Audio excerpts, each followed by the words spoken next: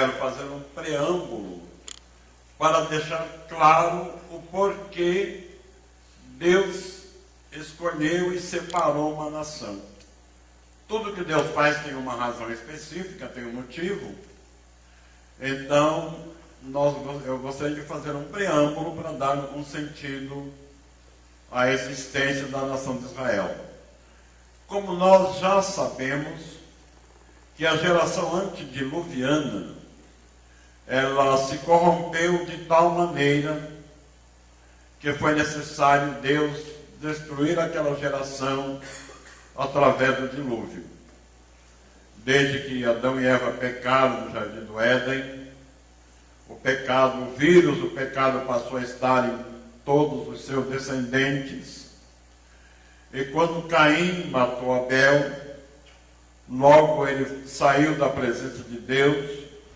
Está escrito que ele foi para a terra de Nod, lá conheceu sua mulher, e lá ele começou a formar uma nova geração, mas uma geração ímpia, uma geração perversa, pecadora. Mas no lugar de Abel, Adão e Eva tiveram um filho, puseram o nome de Sete. E Eva disse: alcancei do Senhor um varão, porquanto Caim matou Abel, e Deus me deu outro no seu lugar. E de Sete, ele gerou também um filho e chamou seu nome Enos. E Enos começou a invocar o nome do Senhor. Então se destacaram bem dois tipos de habitantes na terra: os descendentes de Caim, perversos, pecadores, e a descendência de Sete, de pessoas fiéis e tementes a Deus. Da descendência de Sete veio Enoque, que está escrito que foi o sétimo depois de Adão. Entendo que vou fazer apenas um preâmbulo para chegar até lá. Enoque está escrito que ele andou com Deus, e Deus para si o tomou. E de Enoque veio depois Matusalém, de Matusalém veio Noé, que Pedro disse que foi o pregoeiro da justiça. E da descendência de Caim, no capítulo 6 de Gênesis, está escrito que viram os filhos de Deus, que as filhas dos homens eram formosas, e tomaram para si mulheres de todas as que escolheram. Quem eram esses filhos de Deus? Alguns teólogos querem dizer que eram anjos caídos. Eu não posso aceitar essa filosofia, porque mesmo anjo caído, ele é assexuado. Ele não tem atração nenhuma por sexo. Então, quem eram esses filhos de Deus?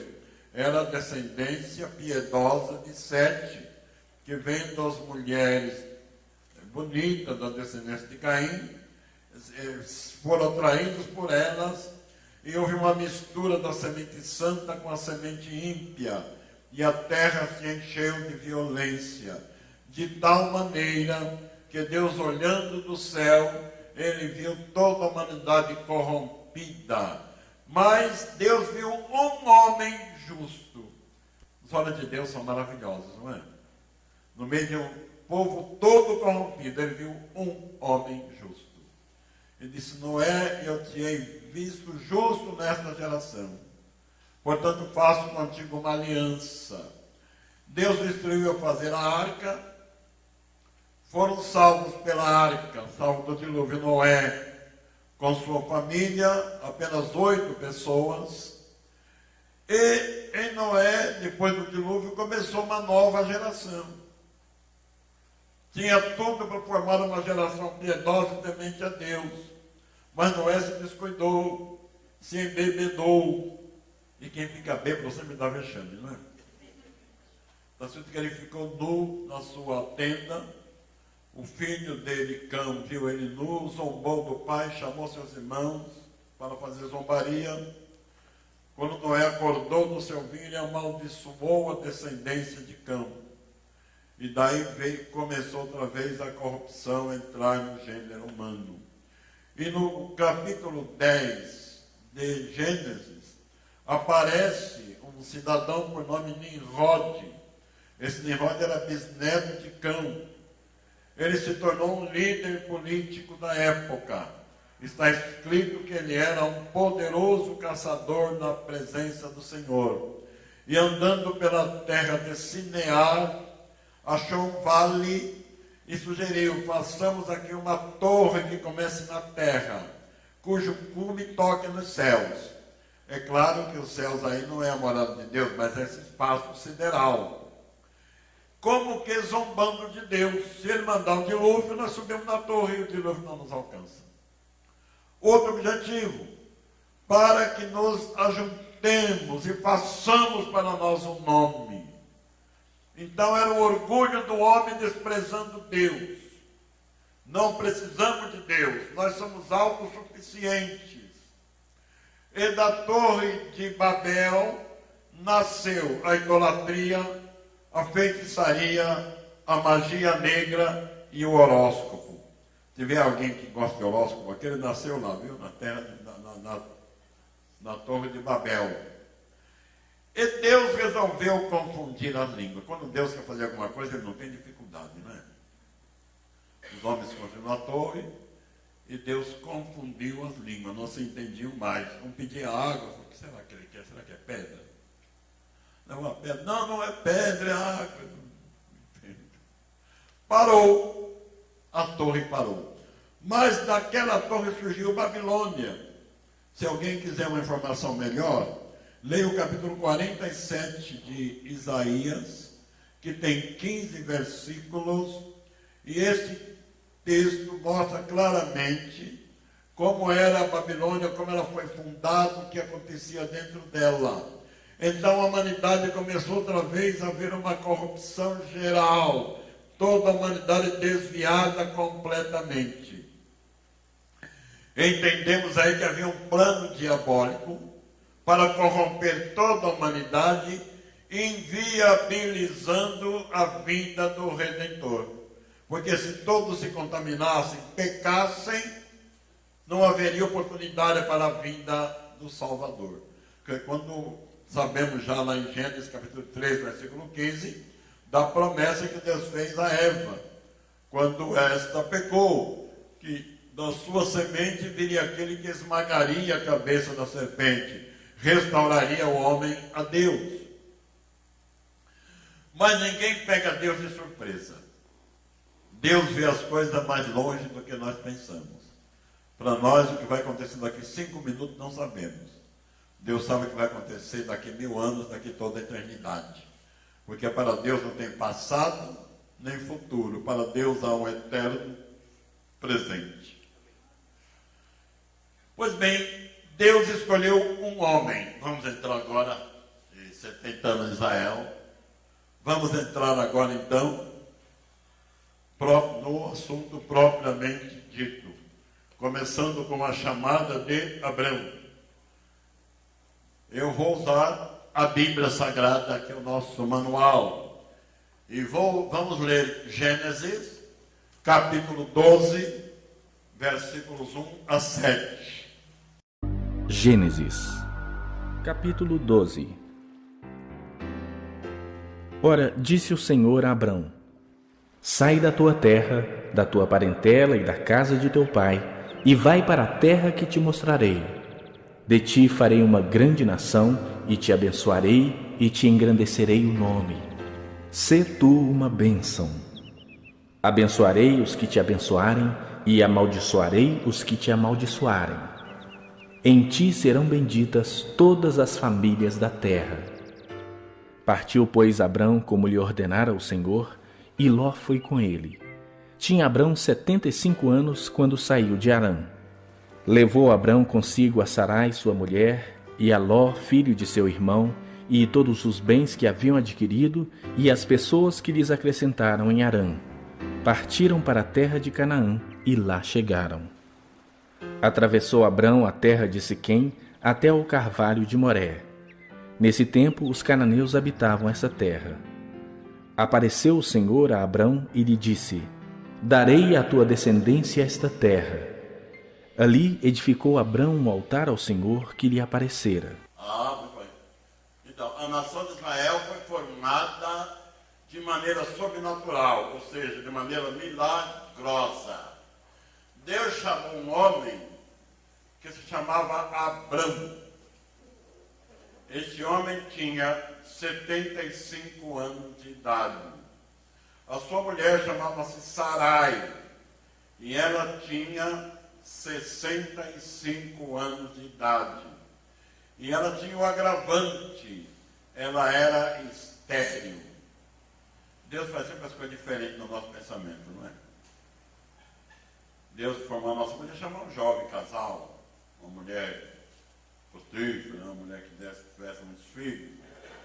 Mas Deus mostrou que era um plano especial. Como eu já disse, Israel foi formado de forma milagrosa, não natural. E Deus fez uma promessa a Abraão, como já vimos aqui. Farei de ti uma grande nação. Mas como grande nação? Se só eu, minha mulher é estéril e já estamos com essa idade. Aos olhos humanos, era impossível. Mas aos olhos de Deus, nada é impossível. Lá em Romanos capítulo 4, versículo 17, está escrito que Deus chama as coisas que não são como se já fossem. Então Deus já estava vendo, através daquele casal de velhos, uma grande nação. Abraão nasceu no ano de 1967 a.C. Sara nasceu no ano de 1957 a.C. Isso daí eu vi na Bíblia de ordem cronológica de Edward Rees e Eric Klein. Vamos em frente? Neste casal, Deus prometeu fazer uma grande nação. Está escrito que Abraão creu em Deus. E isso lhe foi imputado como justiça. Olha, irmãos, vamos refletir um pouquinho. Que situação séria. Todos os povos da época eram politeístas. Isto é, adoravam muitos deuses. Esses deuses eram representados por figura, por imagens, que eles tocavam, que eles apalpavam, que eles viam. Mas Abraão creu num Deus que ele não via.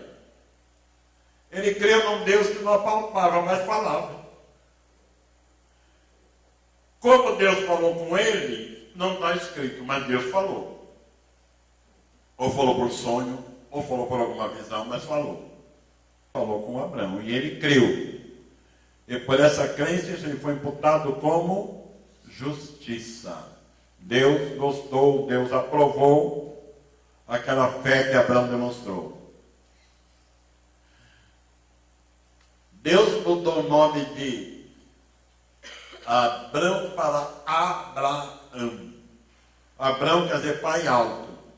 Abraão quer dizer pai de uma multidão. Deus faz coisa interessante, não é? Abraão já estava com quase 100 anos de idade, lá no capítulo 17 de Gênesis. E Deus me chama esse seu nome, não vai mais ser. Primeiro Deus chamou ele, diz, olha, eu vou te fazer no capítulo 15 de Gênesis, vou fazer de você uma grande nação. Aí ele disse, mas Senhor, como?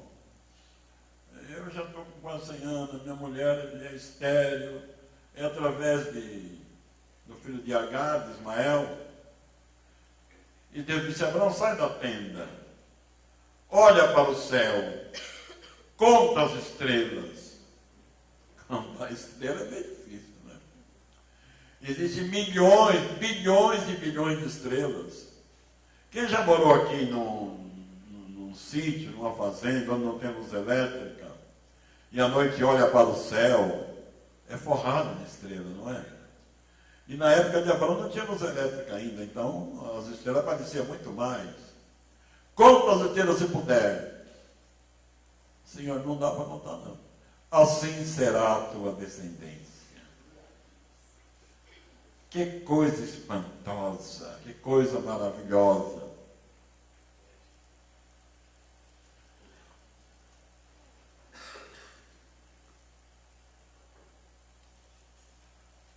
Quando Quando nasceu Isaac, Abraão estava com 100 anos. E Sarai, que agora é Sara, com 90 anos. Uma mulher com 90 anos dar à luz é de assustar, não é? Mas nasceu Isaac. E puseram o nome de Isaac, quer dizer sorriso. Todos que ouvirem falar que Sara está amamentando um menino com 90 anos vão sorrir. Por isso chamou seu nome de sorriso. Deus é um Deus alegre, não é? De sorriso, de felicidade. Não é um Deus carrancudo, triste, melancólico, não. Pois bem, de Isaac, nós sabemos tudo como foi a sua vida, tudo quanto ele passou. Um dia Deus pediu que Abraão o sacrificasse, está lá no capítulo 24 de Gênesis. Deus disse a Abraão, vai no monte e me oferece o teu filho Isaac em holocausto. Mas como? Não é esse o filho da promessa? Como que eu vou matar o meu filho? Mas ele foi. E está escrito que ele acreditou que Deus ressuscitaria o seu filho. E subiu no monte, com o fogo e o cutelo na mão. E o jovem pergunta, meu pai, eu estou vendo o fogo e a lenha, mas onde está o cordeiro? Deus proverá para você o cordeiro, meu filho. E subindo no monte, amarrou o menino no altar. E quando ele foi imolado, uma voz do céu, Abraão, não faça isso. Agora eu sei que você confia em Deus e não me negou o teu único filho. E levantando os olhos, ele viu um carneiro preso pelo chifre e ofereceu aquele carneiro no lugar do seu filho. Jesus disse que aquele carneiro era... Desculpem. Aquele carneiro era uma figura de Jesus. Jesus falou que Abraão viu o seu dia e se alegrou. Foi aquele dia que Abraão viu o cordeiro que tira o pecado do mundo. Pois bem, Isaac se casou com a idade de 40 anos, com Rebeca. E que engraçado, Rebeca também era estéril, não engravidava. Isaac orou por ela durante 20 anos. Não desanimou. Ele sabia que já tinha uma promessa de Deus e Deus ia cumprir. E depois de 20 anos aparece a Rebeca grávida. E tinha 2 no seu ventre. E quando nasceram Jacó e Esaú. E de Jacó Deus formou a nação de Israel. Jacó, sabemos a história, creio que todos sabem, que ele fugiu da ira do seu irmão Esaú, que queria matá-lo, pediu asilo lá em Harã, na casa do seu tio Labão. Lá ele se casou com as 2 filhas de Labão, com Raquel e Leia, e cada uma delas levou sua escrava, então ele tinha 4 mulheres. Na época era permitido, era costume a poligamia. Deus tolerou até que viesse Jesus, não é? Aí Jesus pôs ordem na casa, hoje não pode mais, não é? Hoje é monogamia, um homem e uma mulher. Isso daí só foi até Jesus e depois acabou essa história. Mas na época havia a poligamia e Deus tolerou até, como disse, até que viesse o ensinamento do Novo Testamento. Pois bem, mas dessas 4 mulheres de Jacó, nasceram os 12 patriarcas. E dos 12 patriarcas se formou a nação de Israel. Abraão peregrinou em Canaã. Isso é escrito lá em Hebreus capítulo 11, versículos 7, 8 e 9. Pela fé, Abraão, quando chamado, obedeceu, a fim de ir para um lugar que devia receber por herança, e partiu sem saber aonde ia. Pela fé, peregrinou na terra da promessa como em terra alheia, habitando em tendas com Isaque e Jacó, herdeiros com ele da mesma promessa, porque aguardava a cidade que tem fundamentos, da qual Deus é o arquiteto e edificador. Então, peregrinou na terra que Deus lhe prometeu e ele não teve nada. Tudo que ele comprou foi um campo para fazer sepultura para a família. Mas ele morou em tendas com Isaac e Jacó, herdeiros escolhidamente da promessa. Até depois, quando se formou a nação. Abraão morreu com 175 anos e não tinha alcançado ainda, a terra não era dele. Mas Deus prometeu que daria para a sua semente. No ano 1018 a.C., o rei Davi tomou posse da cidade de Jerusalém, que ele tomou dos Jebuseus. E Jerusalém passou a ser a capital de Israel desde o ano 1018 a.C. Portanto, dizer que Jerusalém não é de Israel hoje é uma blasfêmia, não é? Porque pertence a eles desde que Davi tomou aquela cidade que Deus lhes havia mandado. Não estavam onde ia ter vindo, não. Deus prometeu e Deus deu aquela terra para o povo. Nós sabemos disso. O povo saiu do Egito, andaram 40 anos no deserto, entraram na terra prometida sob a liderança de Josué, e Deus ordenou que expulsassem aqueles moradores, que matassem aqueles moradores. Mas que Deus cruel, por que mataram aqueles moradores? Acontece que também estavam completamente metidos na idolatria, na feitiçaria, e o pecado que mais irritou a Deus é a idolatria, porque aqueles deuses criados pela imaginação dos homens exigia sacrifício humano. E era comum os pais sacrificarem seus filhos aos deuses. E a terra então se enchia de uma insegurança total. Eu creio que alguém aqui já deve ter lido um pouco sobre a mitologia. E havia um deus chamado Dagon, que ele era feito de bronze e era oco.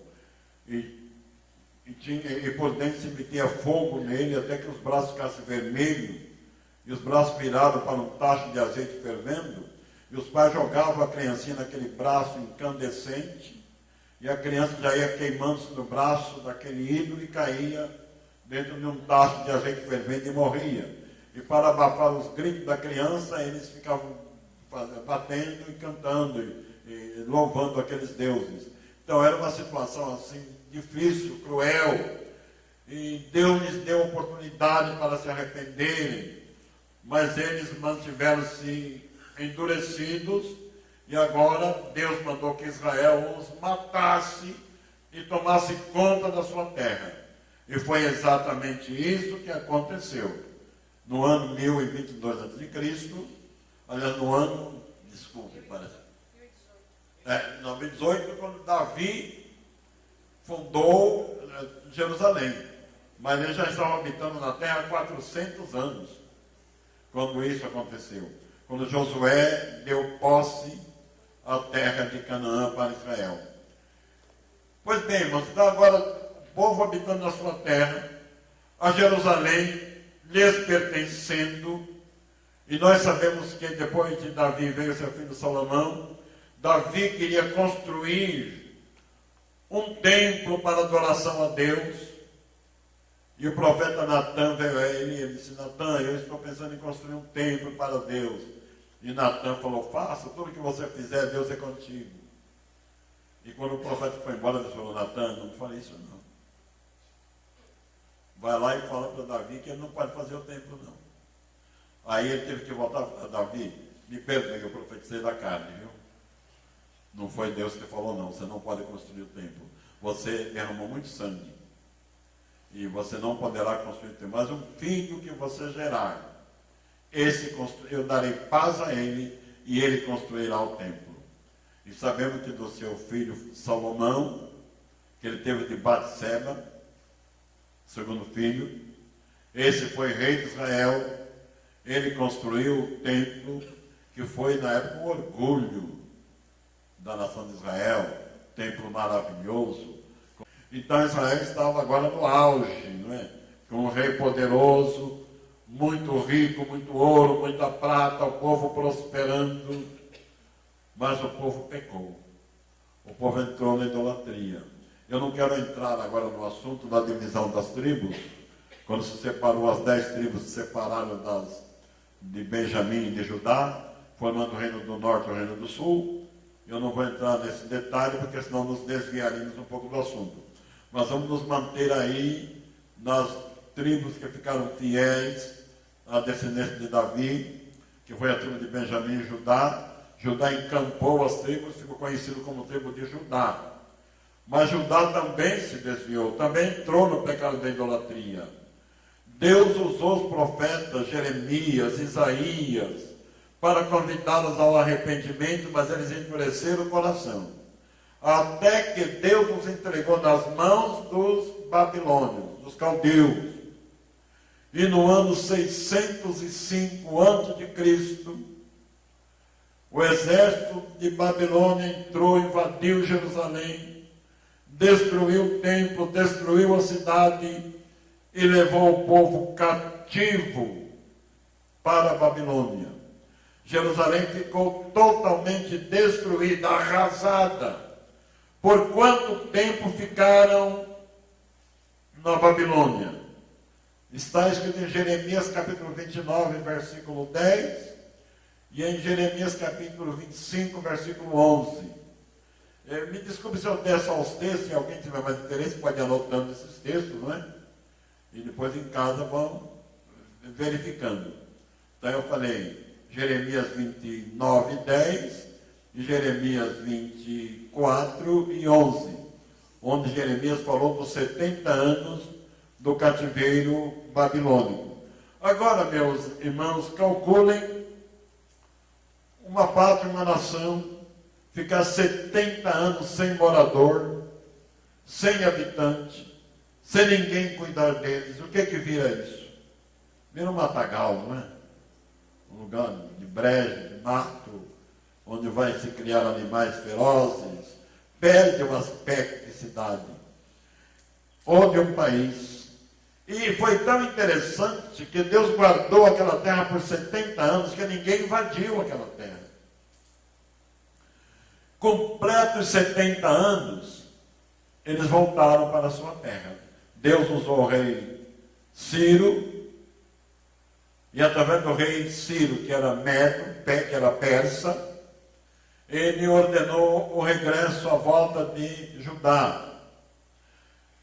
Para alguns detalhes mais, no capítulo 45 de Isaías, Deus chama Ciro de meu servo. E Flávio José, o historiador judeu, ele nos diz que Ciro, Deus falou o nome de Ciro e o que ele ia fazer 210 anos antes do seu nascimento. Quando os rabinos judeus, que talvez tenha sido Esdras, levou para o rei Ciro essa profecia de Isaías, ele se comoveu e ordenou a volta do povo. Então, lendo o livro de Esdras e Neemias, nós vamos ter o regresso de todo esse povo e a reconstrução da cidade. E a reconstrução, começaram a reconstruir o templo, mas aquele templo que construíram, nem de longe parece o templo de Salomão. Porque eles agora não tinham condições financeiras, a situação era outra. Então construíram um templo mais rústico. E está escrito que os jovens se alegravam e os velhos choravam. Porque os velhos lembravam do templo primeiro e via a grande diferença e choravam. E os moços que não tinham conhecido o primeiro, vendo agora um templo, onde podiam ir lá cantar salmos, oferecer sacrifício, fazer o seu culto, se alegraram. E havia um grande barulho de choro e de alegria. E Deus usou o profeta Amós, o profeta Ageu, obrigado, o profeta Ageu, para lhes dizer que a glória do segundo templo seria maior do que a glória do primeiro templo. Por que foi maior essa glória? O rei Herodes, quando assumiu o governo sob o domínio de Roma, querendo agradar o judeu, ele reconstruiu aquele templo. Demorou 52 anos na reconstrução. Mas aí ele fez um templo magnífico. Mas a glória maior não foi a beleza arquitetônica do templo. É porque naquele templo entrou Jesus Cristo. Por isso que foi maior a glória. Porque no primeiro templo, está escrito que a glória de Deus encheu de tal maneira que os sacerdotes não podiam entrar no templo para oferecer o sacrifício. Mas a glória do segundo templo foi maior, porque nela entrou Jesus Cristo. Então, nós estamos vendo, irmãos, como Deus traçou o caminho dessa nação, desse povo. E lá, eles outra vez se instalaram e se formou aí uma grande nação.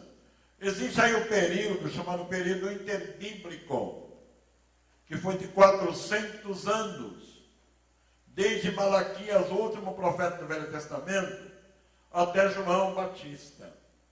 Nesse período de 400 anos, Israel sofreu muito.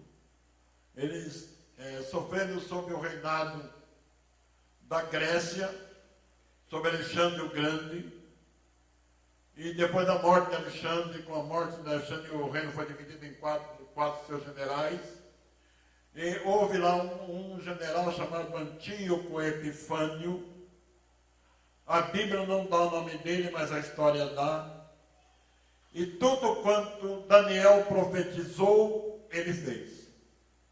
Esse Antíoco Epifânio foi um tipo verdadeiro do anticristo que vai se manifestar após o arrebatamento da igreja.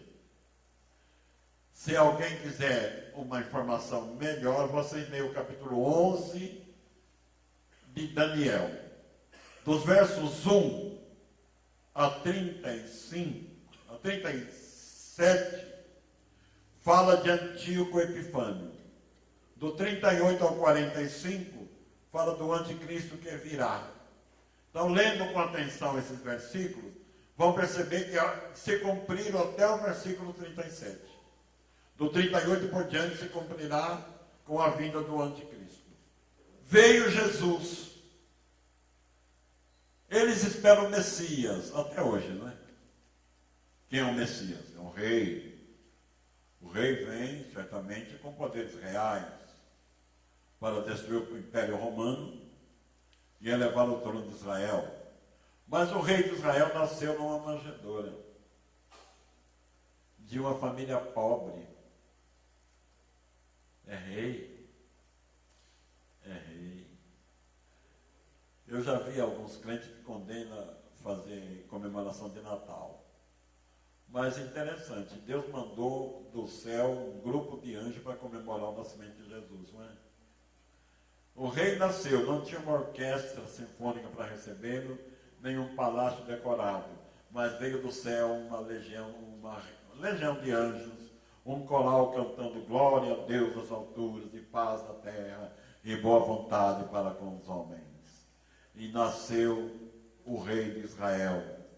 Israel não conseguiu entender que ele era o Messias. Não conseguiu entender. Apesar de Jesus ter mostrado tantas vezes que nele se cumpria toda a Escritura. Mas eles estavam como que cegos. Esperavam um rei guerreiro. E Jesus pregava a paz e o amor. E quando apresentaram Jesus, quando Pilatos apresentou Jesus ao povo, que farei de Jesus chamado Cristo? Crucifica-o, crucifica-o. Israel rejeitou o seu Messias. E Pilatos disse, eu estou limpo do sangue desse inocente. E eles traçaram a sentença, o seu sangue caia sobre nós e sobre nossos filhos. A palavra tem muito poder e muito valor, não é? Cuidado com o que se fala. João capítulo 1, versículo 11 e o versículo 12. Está escrito, ele veio para o que era seu, mas o seu não o receberam. Então, todos quanto receberam, deu-lhes o direito de serem chamados filhos de Deus, aos que creem no seu nome. Irmãos, eu quero fazer uma conexão aqui, porque eu estive algumas vezes naquele programa Vejam Só, eu sei que alguns dos irmãos já me viram lá, conversando com alguns ministros de algumas igrejas que não consideram mais Israel como povo de Deus. Mas, pela Bíblia, não podemos negar essa verdade, não é? A Bíblia é muito clara nisso daí, não dá para negar. E graças a Deus, de todos os meus contendores, ninguém pode provar ao contrário, porque contra fato não há argumento, não é? A Bíblia está escrito e amém. É melhor aceitar o que a Bíblia diz do que brigar com Deus, não é? Mas eles também entraram no pecado da desobediência.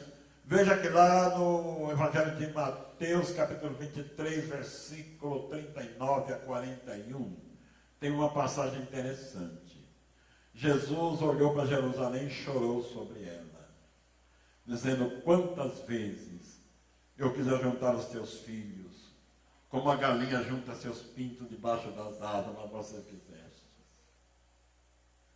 Porque Jesus sabia que daí a 40 anos, foi exatamente o ano 70, quando o exército babilônico, o exército romano, comandado por Tito, general Tito, entrou na cidade, destruiu o templo, destruiu a cidade e expulsou seus moradores de lá. Isso no ano 70 da nossa era. Israel ficou espalhado em vários países do mundo. Meus irmãos, a olho, muitos acharam, acabou a nação. Acabou Israel. Mas não acabou, não. Não acabou, não. Quando Deus faz alguma coisa é para perdurar, não é? É para sempre. Pois bem, então Israel foram expulsos, sabendo que eles perderam sua pátria, ficaram espalhados pelo mundo, daí é que veio a ruína de Israel, a perseguição cruel, um povo odiado do mundo todo. Por que o mundo todo odeia Israel? Muito obrigado.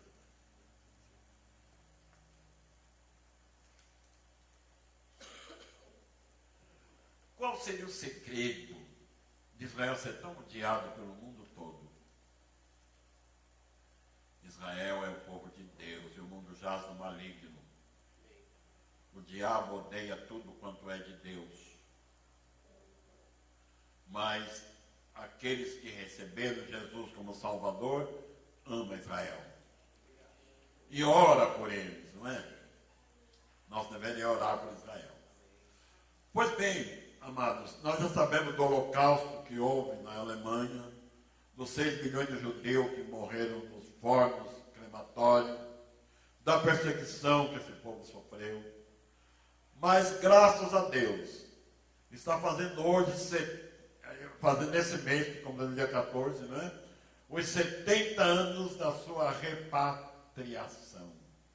Quando a ONU reunida, e graças a Deus pelo voto de um brasileiro, como já foi dito aqui pela nossa pastora, né? Oswaldo Aranha, foi um voto de Minerva e votou pela fundação do Estado de Israel. Então Israel passou a ser nação independente a partir de maio de 1948, completando 70 anos. Tem alguns detalhes importantes aí, que eu não vou entrar também porque o tempo não vai dar, mas são curiosos, muito interessantes.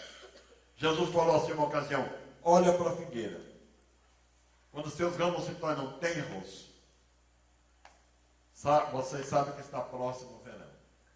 Essas coisas começaram a acontecer. Saber que ele está às portas. Quem é a figueira aí? É Israel. E a figueira é o relógio de Deus, que aponta para os acontecimentos. Quantos povos daquela época desapareceram? Israel nunca perde a identidade. Qualquer país que está são judeus, não é? Judeu brasileiro, judeu português, judeu espanhol, judeu japonês, judeu africano, judeu americano, mas é judeu. E lá, em Isaías capítulo 60, versículo 8, tem um versículo tão interessante, eu não sei se todos já observaram, mas Isaías profetizou duas coisas interessantes. Profetizou a volta de Israel para a sua terra, e disse que eles iam de avião. Não é? Disse que ia de avião, mas não tinha avião na época. Isaías não sabia falar avião, porque não existia, né? Mas fazia ouvir quando chegavam voando como pombas. E chegando no seu pombal. Não é o que está acontecendo hoje?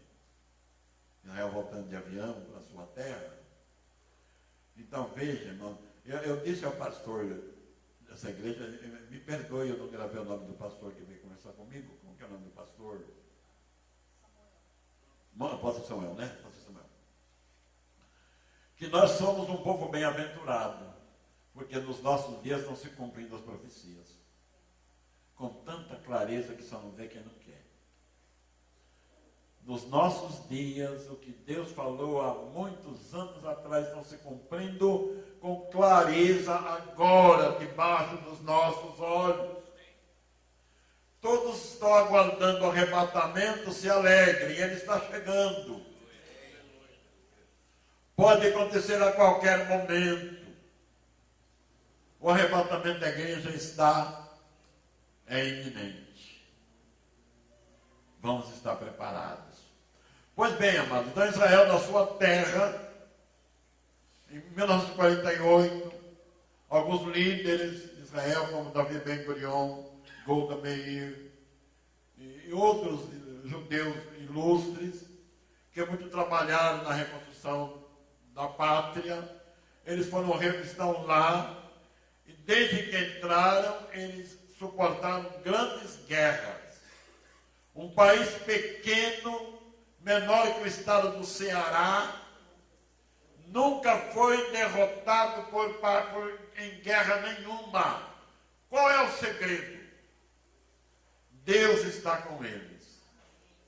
Eu recebi um WhatsApp, tenho até hoje ele no meu celular, de um discurso do Benjamin Netanyahu, falando sobre as guerras que suportaram, sobre as ameaças que sofrem, e ele citou o Salmo 121, dizendo: levanto meus olhos para os montes, de onde me virá o socorro?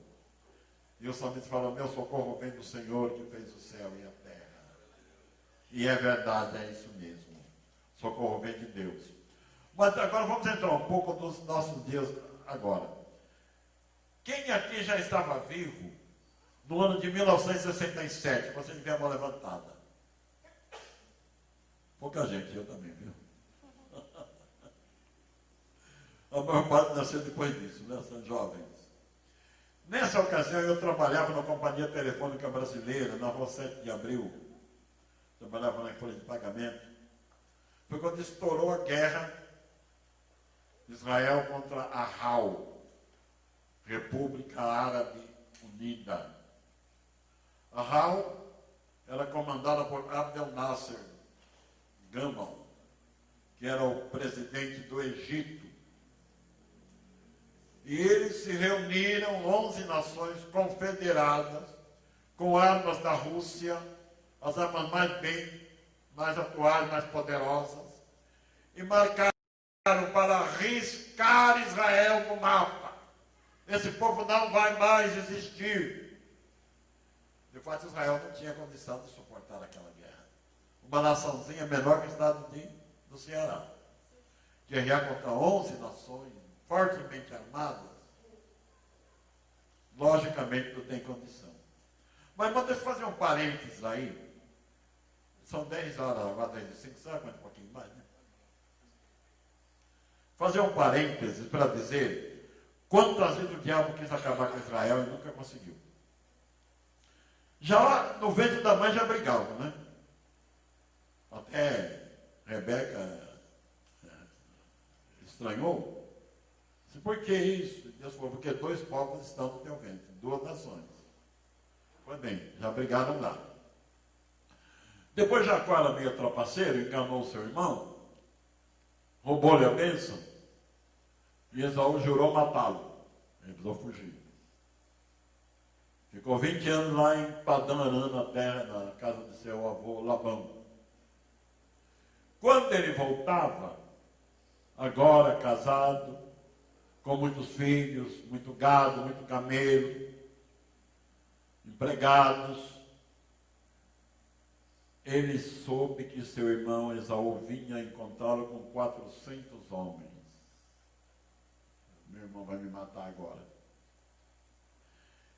E no capítulo 32 de Gênesis, ele entrou num lugar, num vale chamado Val de Jaboque. E lá ele orou. E apareceu um anjo e ele o agarrou. Irmãos, o homem brigando com Deus. E o homem dizia, me solta, eu não te solto se não me abençoares. E o anjo dizia, Jacó, me solta.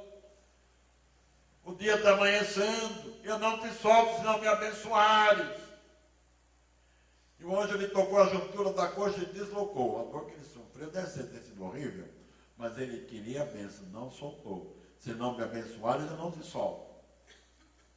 Como é o teu nome? Hora de confessar. Jacó quer dizer trapaceiro, espertalhão. Quando tem conta com Deus, o pecador confessa a sua condição, não é? Meu nome é Jacó.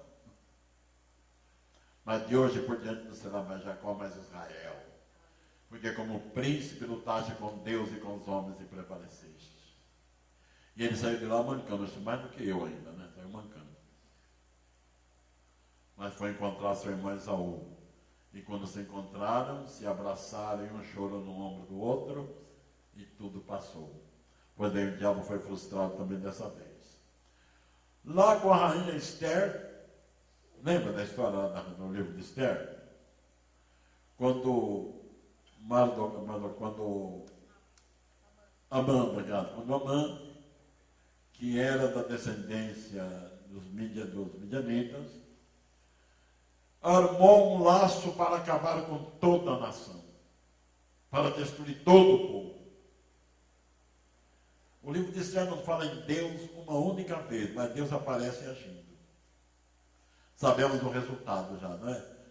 A forca que Amã formou, ele morreu nela. Israel se livrou da morte. Está aí, a nação não desapareceu. No tempo de Nabucodonosor, quiseram acabar com a nação de Israel, mas ela voltou para sua terra e permanece. Os romanos quiseram acabar com eles, mas eles continuam existindo. Hitler falou, vou acabar com esse povo, mas não acabou. E na guerra de 1967, a RAL disseram, vamos riscar Israel do mapa. Eu já estava com idade de 20, 24, 25 anos na época, 27 anos na época. E eu li um livro escrito por um bandido militar israelense, e ele contou qual foi a estratégia que usaram para derrotar os inimigos. Um oficial do exército israelense, que falava muito bem o árabe, ele ligou para o alto comando árabe, se dizendo árabe, dizendo, eu quero me juntar a vocês para junto destruir Israel. Levar meu poder aéreo para unir ao vosso. Onde vocês estão instalados? O idiota falou. Aí pegaram a aviação israelense, enquanto os oficiais de Israel estavam tomando um cafezinho, eles destruíram todo o poder aéreo da RAL. Aí eles só podiam lutar por terra. Mas Israel com todos os aviões intactos. Em 6 dias derrotaram todos os inimigos e tomaram alguns territórios. E só não foram mais à frente porque a ONU ordenou cessar-fogo. Tinha algum judeu que trabalhava lá na companhia telefônica comigo naquela época, né? Então havia aquele susto geral. E eu pude falar, esse milagre foi maior do que o milagre da abertura do Mar Vermelho. Porque naturalmente não havia possibilidade de vitória. Mas eles estão lá até agora. E agora tinha lá aquele Ahmadinejad, né? Acho que é assim que fala o nome daquele que era lá da...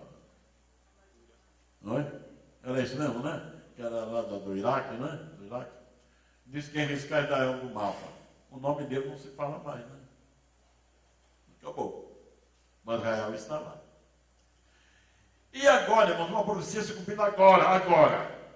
O Donald Trump, presidente dos Estados Unidos, mudou a embaixada americana de Tel Aviv para Jerusalém, reconhecendo Jerusalém como a capital de Israel. E já tem outros países da América do Sul fazendo a mesma coisa. Os árabes gritaram. Já morreram alguns árabes. Mas a coisa está acontecendo. A coisa está acontecendo. Agora, Israel vai ser fortemente atacado pelo anticristo. Irmãos, eu não conheço todos vocês qual é a vossa filosofia teológica, mas aquilo que eu aprendi eu vou passar para vocês. Ninguém é obrigado a concordar 100% comigo, mas há muitos crentes que me perguntam, a igreja vai passar pelo período da grande tribulação? Não, não vai. Não vai.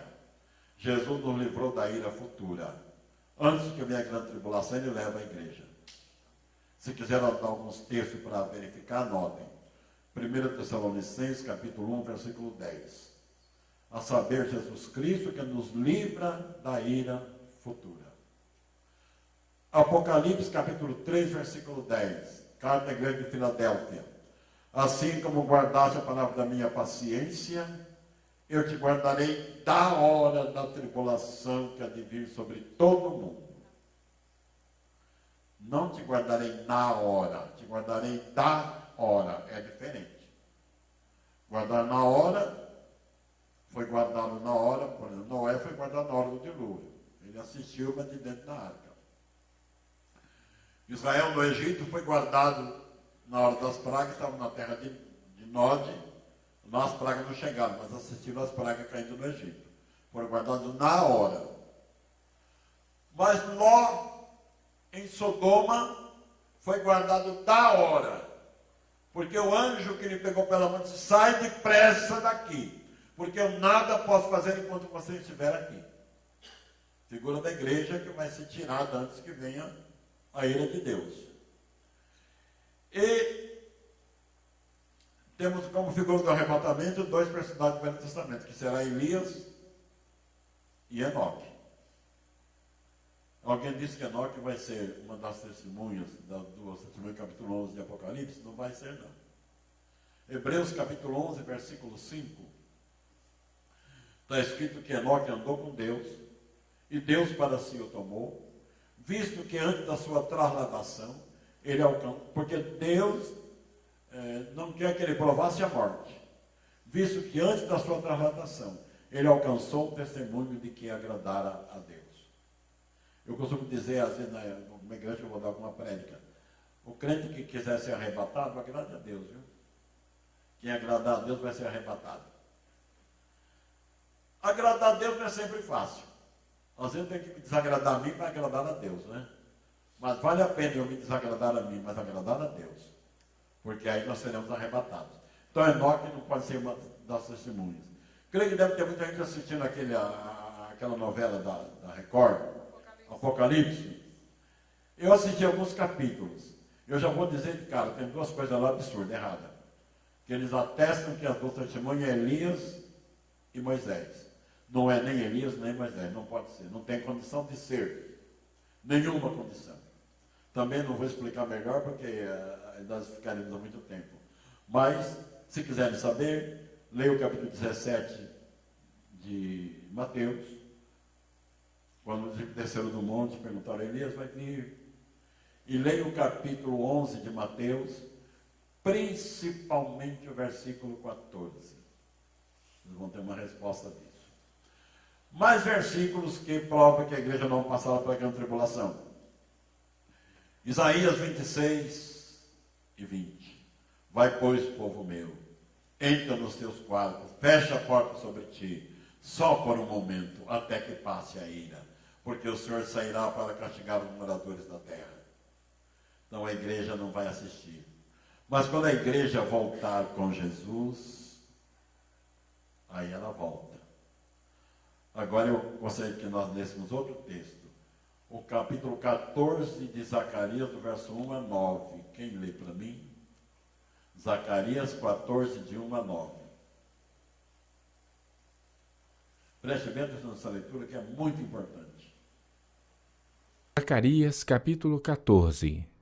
Eis que vem o dia do Senhor, em que os teus despojos se repartirão no meio de ti, porque eu ajuntarei todas as nações para a peleja contra Jerusalém. E a cidade será tomada, e as casas serão saqueadas, e as mulheres forçadas.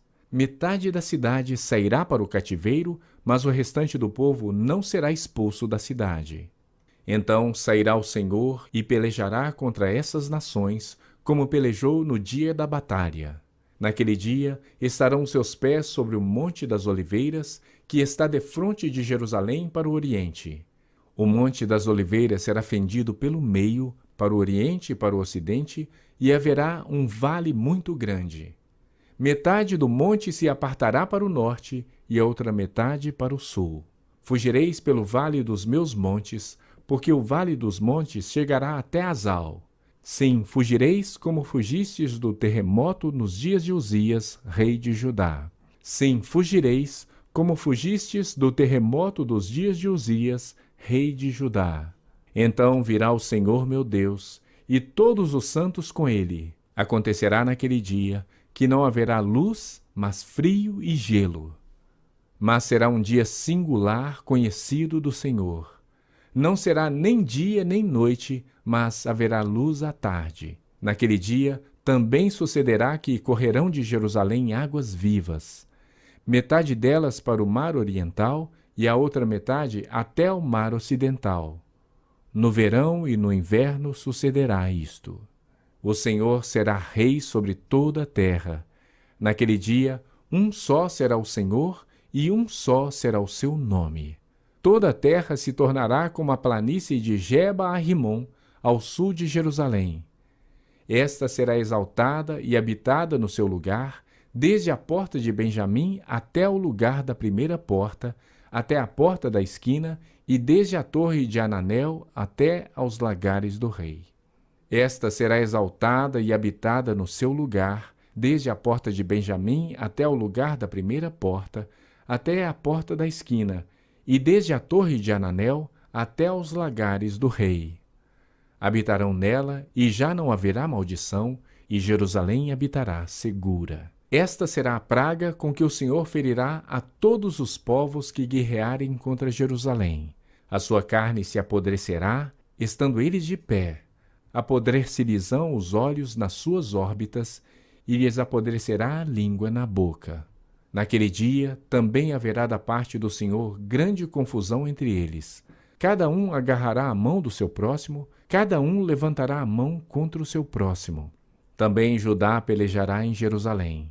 E se ajuntarão as riquezas de todas as nações circunvizinhas, ouro, prata e vestes em grande abundância. Como esta praga, assim será a praga dos cavalos, dos mulos, dos camelos, dos jumentos e de todos os animais que estiverem naqueles arraiais. Então, eu recebi hoje eu recebi um WhatsApp, alguém me perguntando se os Estados Unidos aqui protege Israel, e se Israel vai ser atacado, os Estados Unidos vai recuar. Não é não, já é o anticristo que vai fazer isso. Mas a igreja agora está na terra e a igreja está oferecendo resistência. Irmão, leia para mim mais 2 Tessalonicenses, capítulo 2, versículos 7 a 9. Com efeito, o mistério da iniquidade já opera e aguarda somente que seja afastado aquele que agora o detém. Então será de fato revelado o iníquo, a quem o Senhor Jesus matará com o sopro de sua boca e o destruirá pela manifestação de sua vinda. Ora, o aparecimento do iníquo é segundo a eficácia de Satanás, com todo o poder e sinais e prodígios da mentira. Ele está explicando sobre a atuação do anticristo. Diz que o espírito dele já está na terra. De fato, ele está mesmo. A primeira manifestação do espírito do anticristo foi no Nimrod, na Torre de Babel. Depois o apóstolo João escreveu, no capítulo 3 da sua primeira epístola, que o espírito do anticristo já está no mundo. Por que ele não se manifesta agora? Porque há um que o resiste, nosso irmão leu. Quem é que está resistindo ao anticristo? Quem resiste ao anticristo é o Espírito Santo. Qual o instrumento que ele usa? É a igreja. Através da igreja, o anticristo está sendo resistido. Como que a igreja resiste? Orando e pregando a palavra. Quando a igreja for tirada, o Espírito Santo vai continuar na terra, mas não vai oferecer resistência ao anticristo. O seu domínio será por 7 anos. Ele vai aparecer bonzinho. Ele não vai chegando falando, eu sou o anticristo. Ele vai aparecer amigo. Vamos unir as religiões. Nós somos irmãos. Vamos nos amar. Sabe, a Bíblia diz que é com engano que ele vai se manifestar, com mentira. Até que ele tenha o controle das coisas. Alguém leia para mim Daniel capítulo 9, versículo 27. Ele fará firme aliança com muitos por 1 semana. Na metade da semana fará cessar o sacrifício e a oferta de manjares. Sobre a asa das abominações virá o assolador, até que a destruição que está determinada se derrame sobre ele. Quem é ele? É o anticristo. Ele vai fazer um pacto com Israel. Por quê, irmãos? Todas as nações do mundo se submeterão a ele. Mas Israel vai resistir. Quando ele se manifestar, Israel vai achar que ele é o Messias. Porque ele vai reconstruir o templo. Ele vai tirar onde está hoje a mesquita de Omar e a mesquita de Al-Aqsa, que são dos deuses árabes. Ele vai retirar e construir lá o templo do judeu. E vai voltar os sacrifícios. E o judeu vai achar que ele é o Cristo. Lá no Evangelho de João, capítulo 5, verso 43, Jesus falou uma palavra interessante. Eu vim em nome do meu Pai, vocês não me receberam. Se outro vier em seu próprio nome, a esse aceitareis. Que é exatamente o anticristo que vai vir no seu próprio nome, se dizendo Deus. No princípio, Israel vai achar que ele é o Messias. Até que ele se assenta no templo, manda colocar lá a sua imagem e exigir adoração. Aí Israel fala, esse não é o Messias. Que adorar é só a Deus. Aí vai começar a perseguição para Israel. E vai se cumprir Jeremias capítulo 30, versículo 7. Então virá um dia de angústia para Jacó. E vai se cumprir Daniel capítulo 12, versículo 1. Alguém leia para mim Daniel 12 e 1. Nesse tempo se levantará Miguel, o grande príncipe, o defensor dos filhos do teu povo, e haverá tempo de angústia, qual nunca houve, desde que houve nação até aquele tempo. Mas naquele tempo será salvo o teu povo, todo aquele que for achado inscrito no livro. Então essas coisas virão, mas Deus não perdeu o controle. Então, irmãos, quando o anticristo vier com seu poderio todo, nós lemos lá em 2 Tessalonicenses, que Jesus vai destruí-lo pelo assopro da sua boca e pelo esplendor da sua vinda. Eu penso num vendaval que vai destruir todo o poderio do anticristo. E um relâmpago e um trovão. Deus várias vezes usou a natureza para combater os inimigos de Israel. Possivelmente nessa ocasião também. Aí, como lemos lá em Zacarias, quando Israel se vê apertado pelo inimigo, os irmãos podem ler também o capítulo 16 de Apocalipse em casa, Batalha do Armagedon, quando juntará 200 mil soldados no vale dos filhos de Inom para combater Israel. Israel vendo agora a impossibilidade, clamarão por socorro. Qual é a oração? Ó Yahvé Shabaoth, ó Senhor dos exércitos, socorre teu povo. Jesus descerá do céu, nosso irmão leu Zacarias 14:7. Eis que é vindo o Senhor com milhares dos seus santos. E Judas também fala isso no versículo 14. Eis que é vindo o Senhor com milhares dos seus santos para tomar vingança a todos que não obedeceram o Evangelho. Aí descerá o Senhor e colocará os pés no Monte das Oliveiras. Foi daquele monte que ele subiu. E naquele monte ele voltará. E quando colocar lá os pés, vai haver um terremoto. O monte vai se abrir. Israel vai ver aquele personagem coroado de glória, cercado por um enorme exército de anjos. Irmãos, que coisa interessante, ele virá cercado de um exército de anjos.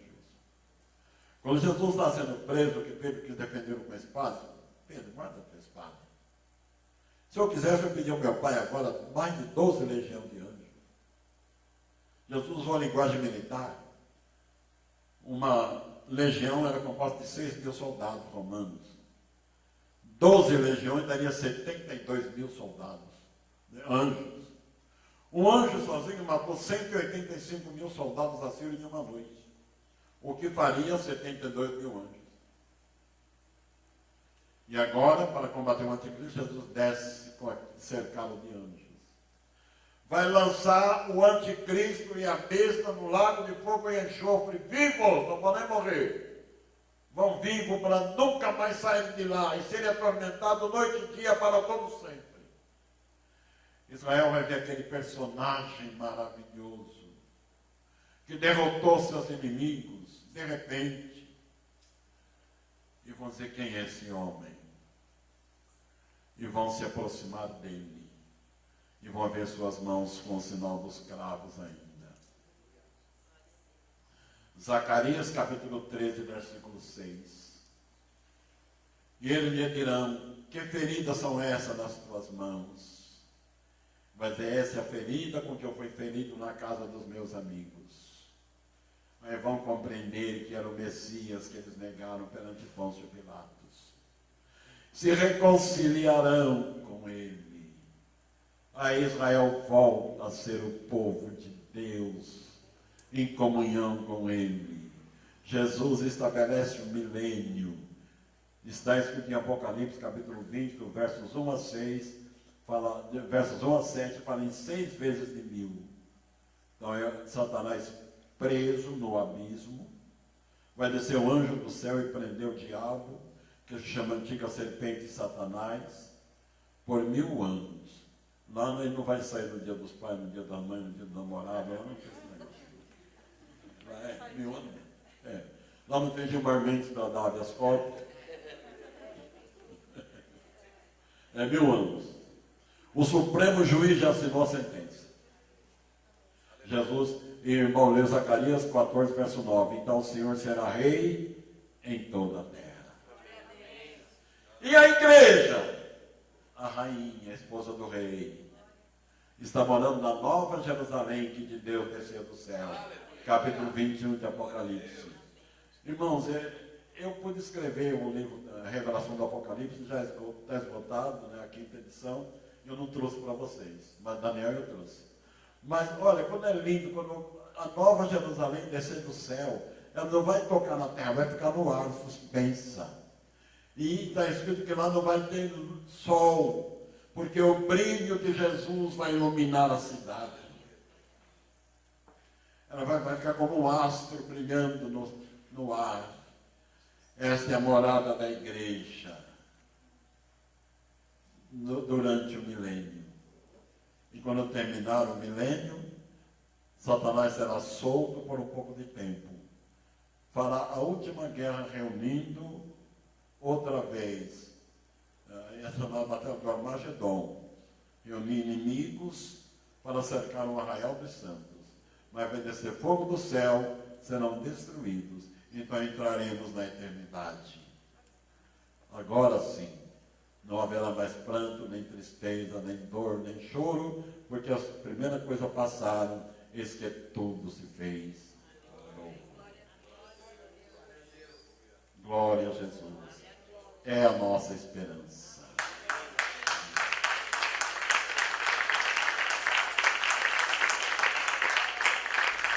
Creio que algo que Deus faz, e um milagre que Ele já está fazendo aqui, nesta noite, é unir tantos ministérios. Quando nós saímos da casa dos nossos pais, eu não sei se você teve irmãos, a gente era muito parecido, mas quando cada um vai e forma uma família, vai ganhando características diferentes, amém? Porém, a gente não deixa de ser família. Aqui há pessoas de placas diferentes, mas a Igreja de Cristo é uma comunidade. Nós somos um só corpo. E se tem algo que a gente quer mostrar o amor de Deus através do seu Filho para Israel, é que a gente precisa ser um. E isso é tão simples, foi a oração que Jesus fez, mas é um desafio tão grande. Muitas vezes se torna tão difícil nós nos aproximarmos, porque a gente olha e começa a notar a diferença. Mas se você olhar, tem mais em comum no teu irmão e do teu lado, e o amor do Senhor que nos une, nos faz um só povo. Amém? A gente vai começar essa noite aqui adorando e celebrando, porque bom e suave é que os irmãos vivam em união. Amém? Hine tov manaim shevet achim gam yachad. Hine tov manaim shevet achim gam yachad. הנה מה טוב, הנה מה טוב, לי לי לי לי לי לי לי לי לי. הנה מה טוב, הנה מה טוב, לי לי לי לי לי לי לי לי. הנה מה טוב ומה נעים, שבת יחים גם יחד. הנה מה טוב ומה נעים, שבת יחים גם יחד. מקום ובו, מקום ובו, que os irmãos ficam em comunhão. Como é bom, como é bom, que os irmãos vivam em comunhão. Quão bom e agradável é que os irmãos vivam em comunhão. Quão bom e agradável é que os irmãos vivam em comunhão. Hine ma tov, lai lai lai lai lai lai lai lai lai. Hine ma tov, lai lai lai lai lai lai lai lai lai. Pa pa pa para pa pa pa pa pa para pa para pa pa pa para pa para para para pa pa pa para pa pa pa pa pa para pa para pa pa pa para pa para